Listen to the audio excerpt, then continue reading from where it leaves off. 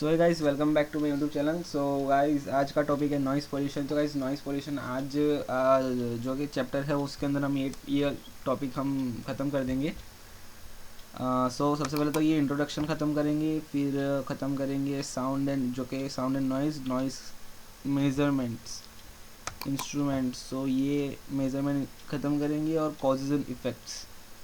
सो causes और effect में source और ये इफ़ेक्ट और नॉइज़ पोल्यूशन। तो ये कुछ 4 टॉपिक है वो हमारे पास आज वो ख़त्म करेंगे। Okay okay so first of all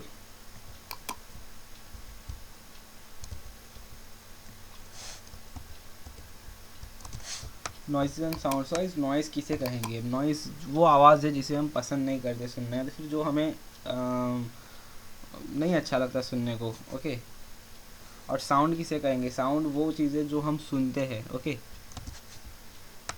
so यहाँ पे लिखा है sound. Sound is a what we hear and noise is a unpleasant and unwanted sound. Okay so the difference between a now sound and noise depends upon the listener and the circumstance.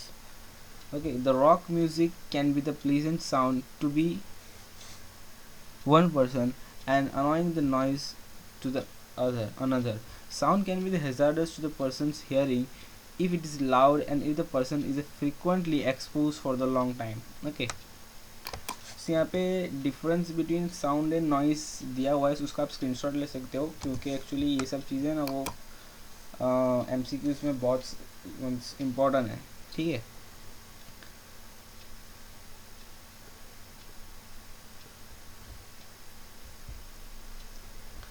So characteristic of the sound वो है number 1 frequency. Frequency मतलब pitch. For example number of vibration, number of cycles made in 1 second is called frequency of sound. Okay so means के जो sound है ना, मतलब किस speed से आ रही है, हम कह सकते हैं कि मीन्स जो एक रेट हो साउंड का, राइट? क्योंकि वो वन फ्रीक्वेंसी हम क्या लिखते हैं? फ्रीक्वेंसी को हम लिखते हैं फ्रीक्वेंसी को लिखते हैं हम F इक्वल टू 1/T। तो जो 1/T आए उससे हम कह सकते हैं कि ये रेट है, ये हमें रेट दिया हुआ है। Okay so this is a rate of the vibration in 1 second is called a frequency of sound. Okay so जो उसका ऐसा यूनिट है वो हर्ज है, 1 साइकिल पर second. The sound of the human speech is a range of the 300 hertz to 3000 hertz. Okay so यहाँ तक हमारा क्लियर हो चुका है। और दूसरा है time period. Time period is taken by the vibration particles to complete one vibration is called a time period. इसको हम एक्चुअली डिस्टर्बिंग टाइम कहते हैं, मीन्स सॉरी इसको रिलैक्सेशन टाइम कहते हैं। हमने पढ़ा होगा, इसको रिलैक्सेशन टाइम कहते हैं हम।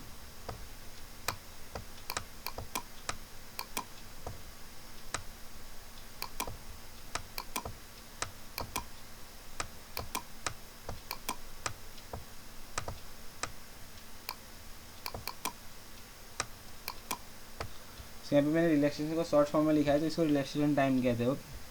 सो यहाँ तक होप्स आपको क्लियर हो गया होगा। ये एक्चुअली जो है थियोरिटिकल पार्ट है, उसको जस्ट आपको अंडरस्टैंडिंग, ये सेल्फ अंडरस्टैंडिंग टॉपिक्स है। सो इसे हम जैसे पढ़ेंगे ना वैसे अपने हमको समझ में आता रहेगा। So intensity is amount of the sound energy received per second from the source of the sound per unit area perpendicular to direction of the wave is called intensity of the sound. So intensity को हम क्या लिखते हैं? Power by area. Okay the sound power, जिसे हम what से, जो power के जो ऐसा यूनिट है ना वो हम वॉट से दिखाते, तो यहाँ पे W लिखा हुआ है। ओके तो उसकी ऐसा यूनिट क्या हो गई? वॉट पर मीटर स्क्वायर। ओके तो नंबर 5 पे देखते, नंबर 4 देखते जो wavelength. Distance travel by the sound wave during the one time period is known as wavelength. It is a distance between two adjacent crest or the throat of pressure. Okay सो जो wavelength है, wavelength जैसे for example मैं आपको बताऊं, सो ये 1 second. सो ये एक हम एक ग्राफ बना रहे हैं, तो ये एक वेव हो गया। तो जो यहाँ से लेकर, सॉरी एक मिनट में पूरा इसको पूरा बना देता हूँ। तो यहाँ से इतना जो है वो वेव लेंथ हो गया, यहाँ से इतना, और जो इसका ये वाला पोर्शन को इसको हम एम्पलीट्यूड बोलते हैं, राइट, इसको हम ए बोलते हैं, और यहाँ पे इसको वेव लेंथ बोलते हैं। और ये जिस फ्रीक्वेंसी से जा रहे हैं उसको हम फ्रीक्वेंसी कह रहे हैं। जो नंबर ऑफ मीन्स कुछ टाइम पीरियड में, जैसे फॉर एग्जांपल यहाँ पे हम 2 पाई ले रहे हैं, ओके, तो ये 2 पाई हो गया, यहाँ पे पाई हो गया। तो 2 पाई के टाइम पीरियड में जितना भी जितने भी टर्न्स आ रहे हैं तो उसको हम फ्रीक्वेंसी कहेंगे, ओके। इस टाइम पीरियड में एक्चुअली यहाँ पे टाइम होता है और यहाँ पे एम्पलीट्यूड, ओके। सो अब यहाँ पे आगे आगे देखते हैं। यहाँ पे sound pressure, it is the amount of the air pressure fluctuation created by a source. We hear the sound pressure as a loudness.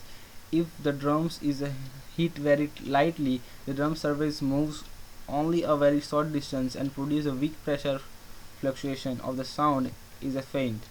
However, if the drums is a very hard the drum surface move farther from its mean position, it produces strong pressure fluctuation resulting in the sound in louder sound, okay.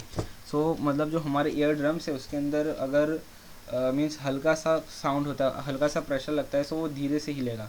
और इसकी वजह क्या है कि low sound, कम sound की वजह से।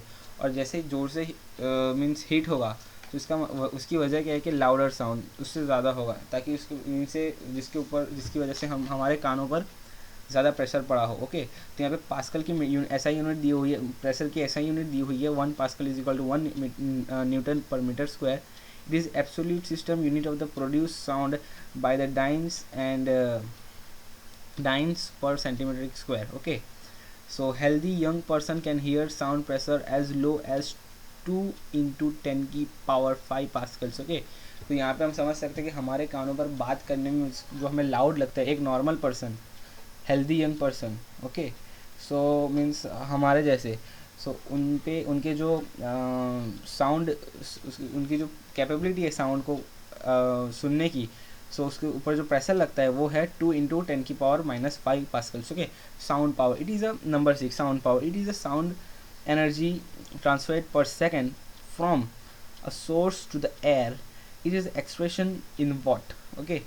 तो ये जो है सेल्फ अंडरस्टैंडिंग सेंटेंस है, so you can understand, okay. तो हम टाइम वेस्ट नहीं करेंगे, आप स्क्रीनशॉट लेते रहिए। सो जो मैं आपको बता रहा हूँ, ये जो स्क्रीनशॉट है तो ये आप लेते रहिए, ओके। सो गाइस, जिस तरह के हमारा जो नेक्स्ट टॉपिक था वो नॉइज़ मेजरमेंट था। तो यहाँ पे नॉइज़ मेजरमेंट में होगा कि नॉइज़ मेजरमेंट यानी कि जो लाउडनेस है उसको हम मेज़र करेंगे, मीन्स नॉइज़ को जो हमें फॉर एग्जांपल जैसे कि बड़े बड़े एयरक्राफ्ट जहाँ से निकलते हैं उस एरिया, जिस एरिया से गुजरता है, तो उस एरिया का नॉइज़ कितना है, उसको नॉइज़ कितनी आवाज़ हो रही है, क्या मतलब क्या एनवायरनमेंट पे क्या असर पड़ेगा, ये सारी चीज़ें मेज़र करने के लिए हम नॉइज़ मेजरिंग इंस्ट्रूमेंट्स यूज़ करते हैं।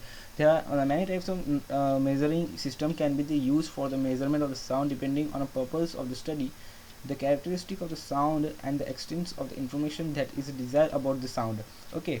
So studies के हिसाब से जिस तरह हमें as we need, उसके हिसाब से जिस तरह हम पानी जैसे इस्तेमाल करते हैं फॉर एग्जांपल पीने के लिए, फिर साफ़ सफाई के लिए, हमारे पर्सनल यूज़ के लिए, सो जिस तरह के पानी अलग अलग तरीके से इस्तेमाल करते हैं, उसी तरह मेजरिंग इंस्ट्रूमेंट को स्टडीज़ के हिसाब से there are many type of the measuring systems, okay. So various noise measuring instruments used in practice are number 1 जो sound level meter, microphones, frequency analyzer, noise dosimeter. Various elements in a measuring system are the transducer, that is a microphone, electronic amplifier and calibration alternator to gain control, the frequency weighting analyzer, analyzing and possibilities, the data storage facilities, the display. सो ये जो SLM है, तो इसका सबसे पहले screenshot ले लो अच्छे से। सो ये सारी चीज़ें जो ना एक्चुअली हमारे मोबाइल्स में और मीन्स फॉर एग्जांपल जैसे मीन्स साउंड लेवल मीटर, जिसके हम मोबाइल में वॉल्यूम अप डाउन करते हैं। सो लाइकवाइज ये सारी चीज़ें हम देखेंगे आगे। सो SLM number 1 the sound level metre. So actually ये जो चीज़ है ना हमारे PCs में, मोबाइल जिसमें मैंने आपको बताया, फिर हमारे आईपॉड्स में, एयरपोड्स में, जो हमारे जो ईयरफोन्स होते हैं उसके अंदर यूज़ होता है। फॉर एग्जांपल जो रेक्टिफायर होता है, सॉरी जो एम्पलीफायर होता है, सो इलेक्ट्रिकल सिग्नल को कन्वर्ट करता है किस में, साउंड में, ओके, नॉइज़ में। सो जिस फ्रिक्वेंसी से फॉर एग्जांपल एक गाना बज रहा हो, सो एक ही वे में, एक ही डायरेक्शन में वो गाना नहीं बजता है, राइट। सो मीन्स काफ़ी सारी वजह, फॉर एग्जांपल आप जो अभी सुन रहे हो, ठीक है, सो मैं एक ही फ्रीक्वेंसी से एक ही बात नहीं बोला। For example for not this type, okay, मैं काफ़ी सारी चीज़ें बता रहा हूँ। फॉर एग्जांपल मैं रीड कर रहा हूँ तो मेरी आवाज़ ऊपर जा रही है, नीचे जा रही है, तो ये सारी चीज़ों को मेज़र करने सबसे पहले तो साउंड लेवल मीटर यहाँ पे लिखा हुआ है, साउंड लेवल मीटर। सो अगर ज़रूरत पड़े तो हम एक स्पेसिफिक रेंज से बोल, फॉर एग्जांपल मैं आपको चिल्ला के भी पढ़ा नहीं सकता, राइट, और मैं एकदम धीमी आवाज़ से ही पढ़ा नहीं सकता। सो लाइकवाइज इसमें भी एक स्पेसिफिक रेंज फ्रीक्वेंसी, जैसे कि फॉर एग्जांपल जैसे कि यहाँ पे एक रेस्ट्रिक्ट, यहाँ पे नीचे लिखा हुआ है कि dynamic range of the display is usually restricted to the 10 to 16 decibels, okay. So likewise जो रेक्टिफायर होता है, आपने रेक्टिफायर तो सुना होगा, रेक्टिफायर हमने डायोड में पढ़ा था, 12th स्टैंडर्ड में डायोड में पढ़ा था, राइट। तो रेक्टिफायर क्या करता है कि जो AC जो फ्रीक्वेंसी होता है, फ्रीक्वेंसी फॉर एग्जांपल जो करंट, फॉर एग्जांपल हम जब हैंड्स फ्री कनेक्ट करते हैं हमारे मोबाइल के साथ, सो जो करंट मोबाइल सप्लाई करता है ईयरफोन्स को, राइट, तो वो हमारे ईयरफोन्स में रेक्टिफायर होता है। रेक्टिफायर क्या करता है कि RMS जो रूट मीन स्क्वायर जो करंट आती है ना, उसको एक स्पेसिफिक वे में ले जाता है, उसको value of the signal gives RMS value of the signal, okay. तो आप समझिए इस बात को।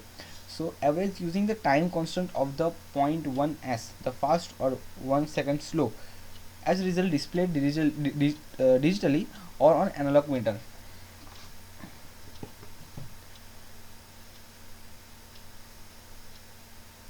So in some cases the sound level meter does not include a logarithmic converter. The scale of the indicating device is then exponential, so the linear signal may be read in decibels, okay. सो कुछ जगह scales नहीं दी होती है, जैसे for example यहाँ पे लिखा है डिस्प्ले डिजिटली और एनालॉग। फॉर एग्जाम्पल एनालॉग मतलब जो मीटर वाइज जिसमें अंदर नीडल होता है, राइट, कांटा जिसको बोलते हैं हम।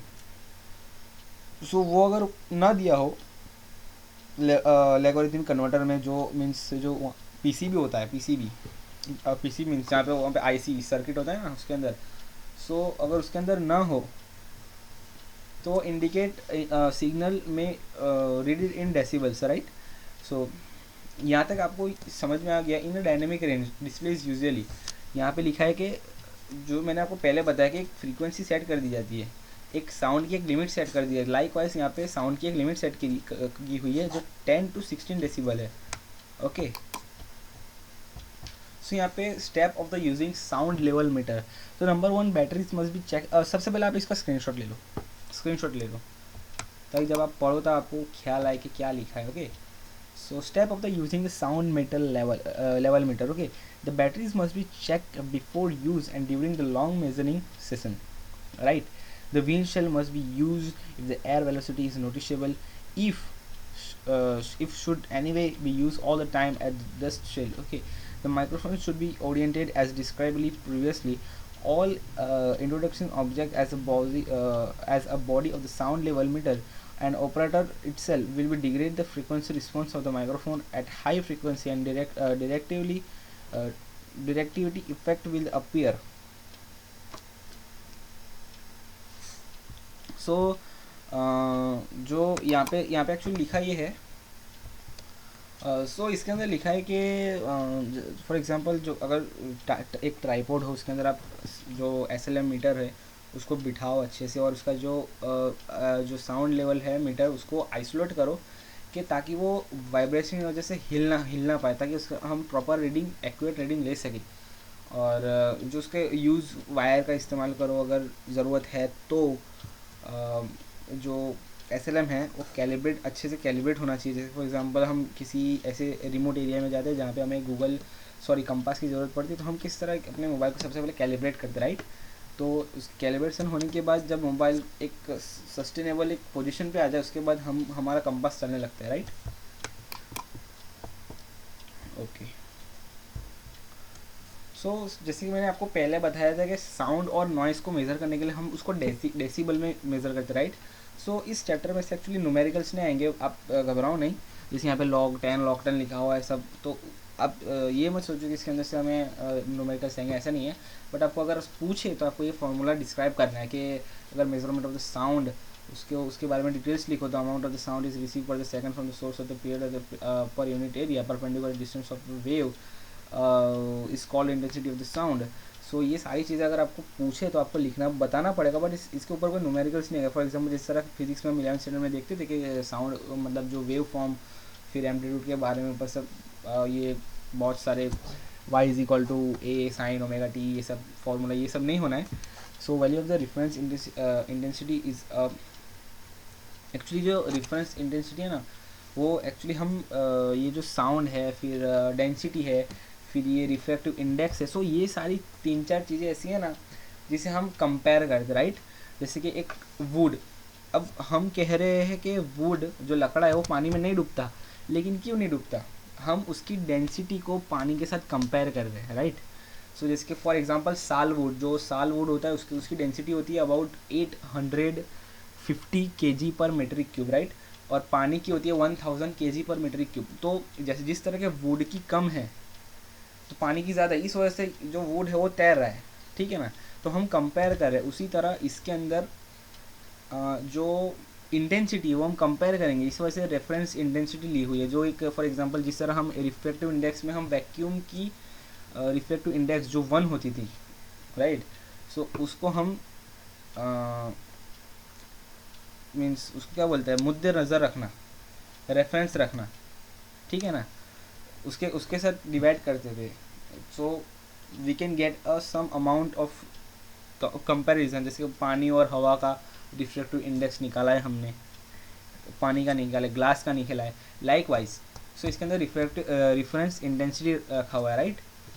तो इस हद तक तो आपको समझ में आ ही गई होगी।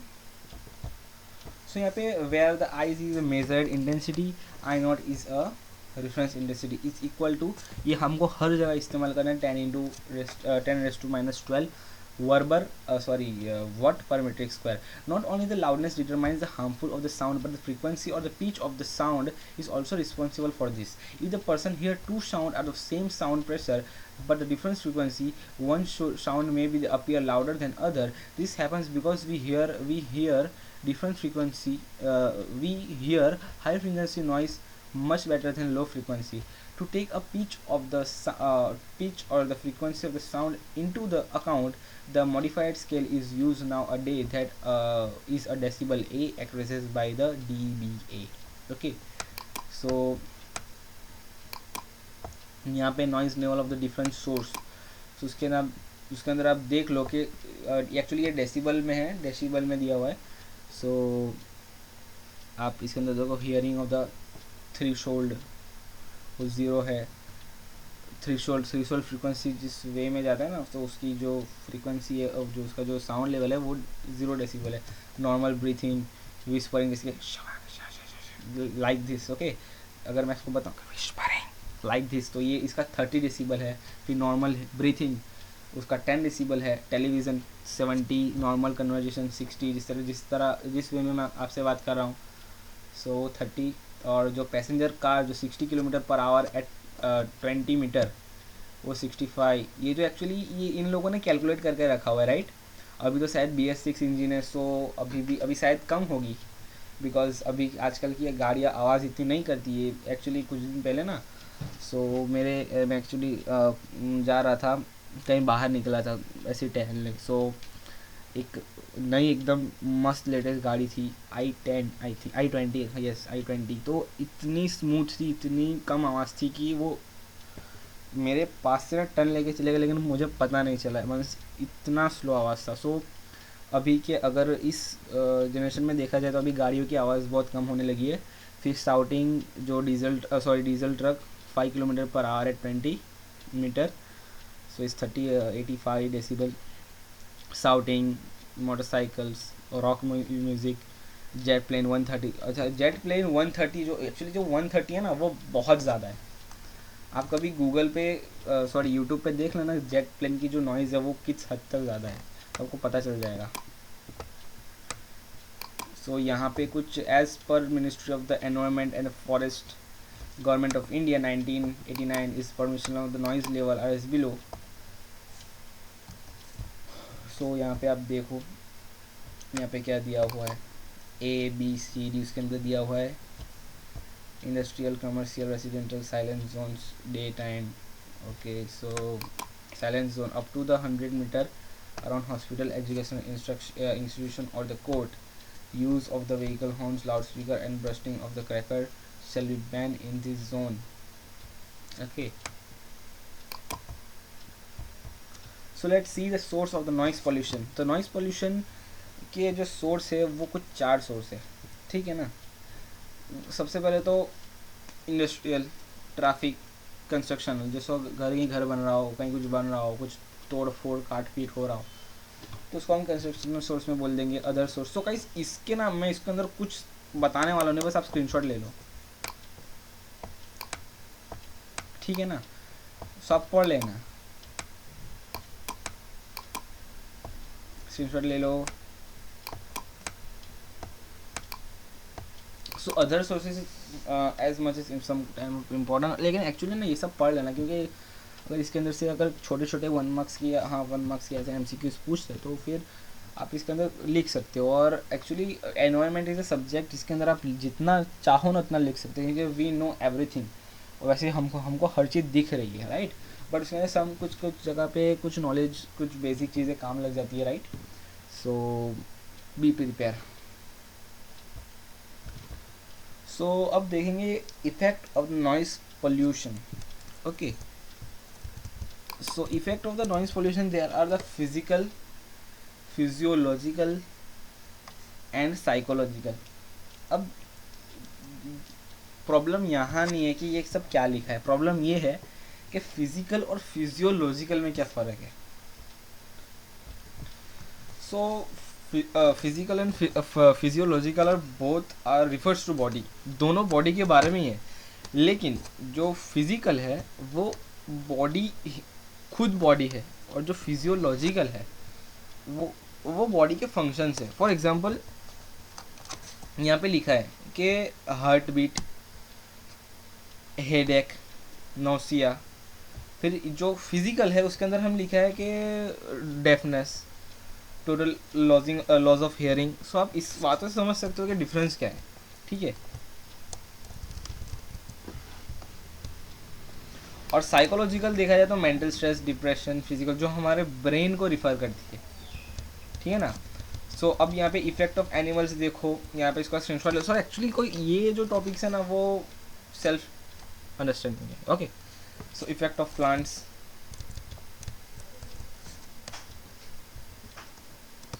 सो effect on animals and effects on plants. So एक बार इसके अंदर एक बार देख लेते क्या है। So noise pollution is altering the landscape of plants and trees, which depends on a noise affected animals to pollinate them and spread their seeds. Okay, so इसके अंदर बताया फॉर एग्जांपल बटरफ्लाई के पैरों से जो फ्लावर के seeds होते हैं वो फैलते हैं, फिर हवा से, सो लाइकवाइज वाटर से। जिस तरह मैंने बताया कि बटरफ्लाई के जो आने से या फूलों पे बटरफ्लाई के घूमने से जो सीड्स का फैलना होता है। फॉर एग्जांपल आपने अगर 9th स्टैंडर्ड या 10th स्टैंडर्ड में अगर पढ़ा होगा, सबको याद होगा, there are the 3 mode of the spread of the seeds. एक था एयर, वाटर और एक था इंसेक्ट्स। इंसेक्ट्स के अंदर जो इंसेक्ट जो साउंड की वजह से मर जाते हैं, नॉइज़ पॉल्यूशन की वजह से मर जाते हैं, सो पॉलिनेट नहीं हो पाता है। लाइकवाइज अगर sound noise pollution forest area में या फिर फार्म एरिया में ज़्यादा होगा, सो ये चीज़ हमको ऐसे तो बेसिकली इफ़ेक्ट नहीं करेगी, बट फॉर आगे चल के हमें इसका बहुत भारी नुकसान उठाना पड़ेगा। लाइकवाइज तो जिस तरह हो सके तो हम नॉइज़ पोल्यूशन जितना कम करें उतना अच्छा है, अपने घर पास या कहीं भी। Okay, in case of where the noise has repellent effect on the long life plants like trees, the sequence of the could last of the 4 decades. Even after the source of noise goes away, ठीक है ना. For example एक बार noise pollution होने से जो असर होता है, फॉर एग्जांपल चाहे वो चला भी जाए, लेकिन जो लास्ट कुछ सालों में जो असर होगा पैरों पे, सो वो काफ़ी मीन्स हार्मफुल होगा, काफ़ी डैमेज करेगा वो, ठीक है. सो यहीं पे हमारा जो ये चैप्टर नॉइज़ पोल्यूशन, जो एनवायरमेंटल पोल्यूशंस का जो आई थिंक थर्ड या फोर्थ पार्ट है, यस थर्ड पार्ट है नॉइज़ पोल्यूशन, वो ख़त्म हुआ. और सो गाइस बने रहिए नेक्स्ट वीडियो के लिए जो है सॉलिड वेस्ट. सो उसके अंदर 2 टॉपिक है, generations and management. Okay, so bye, पढ़ते रहिए, एग्ज़ाम आ रही है.